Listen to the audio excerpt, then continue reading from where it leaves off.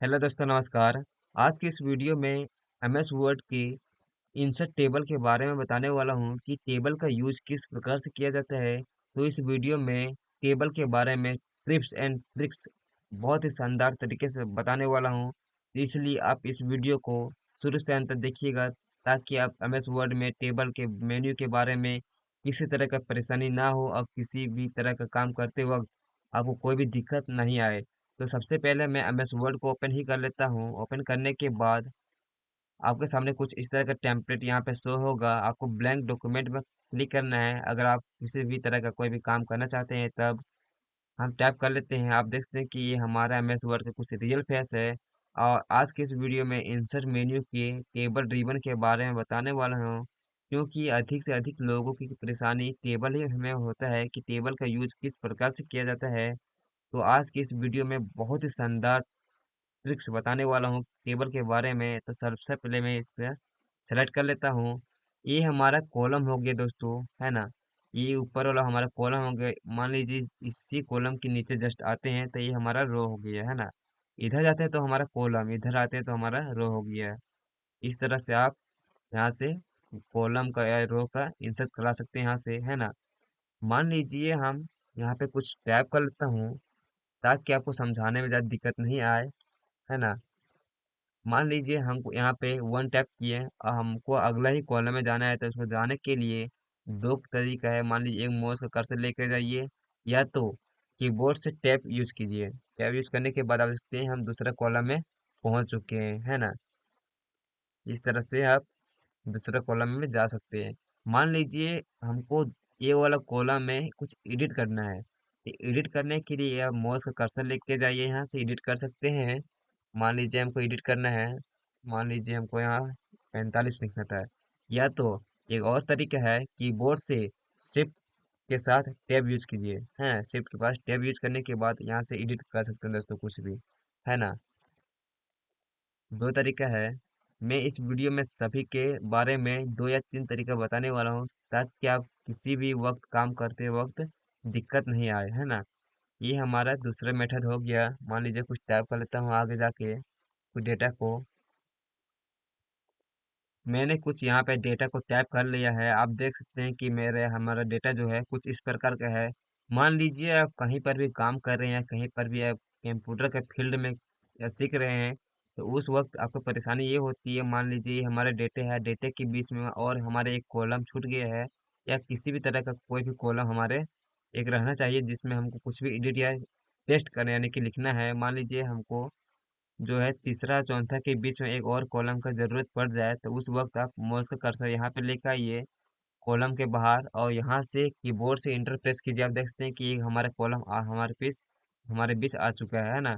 3 और 4 के बीच हमारा कॉलम एक और आ चुका है। मान लीजिए इसी तरह 1 और 2 के बीच हमारे एक और कॉलम की जरूरत पड़ जाए, तो इस तरह उस स्थिति में आप माउस का कर्सर यहाँ लेके आइए और कीबोर्ड से इंटर प्रेस कीजिए। आप देखते हैं कि एक और कॉलम हमारे पास आ चुका है। या तो ये हमारा कुछ टेबल है, कुछ हमारे डेटा है। इसी तरह से हम कुछ यहाँ पे और भी एक और कॉलम को यूज करते हैं, है ना। इसी वक्त मान लीजिए हमको ये जो टेबल है उसको दो भागों में बांटना है। तो उस वक्त आप जितना टेबल को भाग में बांटना है उतना सेलेक्ट कर लीजिए आप। मान लीजिए हमको ये तीन जो कॉलम है उसको अलग करना है ये टेबल से। तो उस वक्त इसको सेलेक्ट कर लीजिए, कीबोर्ड से अल्ट के साथ शिफ्ट और एरो की का यूज करना है। अब देखते हैं ये हमारा अलग हो रहा है ना। इस तरह से दो टेबल के भागों में बांट सकते हैं। ये हमारा एक हो गया, ये हमारा दूसरा हो गया। इसी तरह से अब मान लीजिए हमको बांटना नहीं था, इसको एक ही में ज्वाइंट रहना था। तो उस वक्त अल्ट के साथ शिफ्ट और एरो की का यूज कीजिए आप। इस तरह से ये हमारा एक ही कॉलम में ज्वाइंट हो चुका है ना। इस तरह से हम यूज करते हैं। मान लीजिए हम कुछ यहाँ टाइप कर लेता हूँ। मान लीजिए ये हमारा कॉलम जो है, इस कॉलम को हमको मर्ज करना है ना। इसको आप सेलेक्ट कर लीजिए। इसको सेलेक्ट करने के बाद इसी पर राइट क्लिक कीजिए। आप राइट क्लिक करने के बाद यहाँ पे देख सकते हैं कि मर्ज सेल का यूज यानी ऑप्शन दे रहा है। इस पर आप क्लिक कर दीजिए। आप देख सकते हैं कि ये हमारा मर्ज हो गया और इस तरह से जो संख्या है हमारे यहाँ पे आ चुका है ना। इस तरह से भी मर्ज कर सकते हैं आप किसी भी टेबल में। इसी तरह से मान लीजिए हमको ये जो हमारा मर्ज हुआ है इसको दो टेबल में यानी कि दो कॉलम में बांटना है, तो इसी को आप राइट क्लिक कीजिए, है ना। और यहाँ पे टेबल यानी कि हो गया हमारा, कहाँ हो गया, इंसर्ट में जाइए। और ये हमारा हो गया इंसर्ट कॉलम टू लेफ्ट, यानी कि लेफ्ट में रखना है या राइट में रखना है ना। तो मान लीजिए हमको राइट में रखना है, तो आप देखते हैं ये हमारे एक और भी कॉलम यहाँ पे आ चुका है हमारा।